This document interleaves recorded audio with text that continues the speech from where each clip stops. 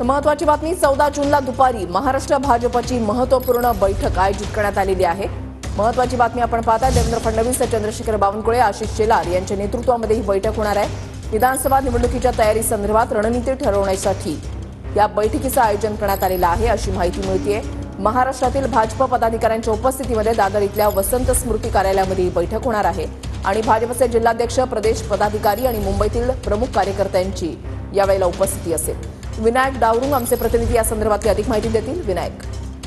ऋषाली, भाजपला लोकसभेमध्ये अपयश जे आहे ते मोठ्या प्रमाणात सहन करावं लागलं आणि त्यानंतर आता विधानसभेत कुठेतरी चांगली कामगिरी व्हावी यासाठी बैठकांचं सत्र जे आहे ते गेल्या काही दिवसापासून वारंवार भाजपकडून केले जाते। पुन्हा एकदा 14 जूनला ही मुंबईत महत्वपूर्ण बैठक असणार आहे।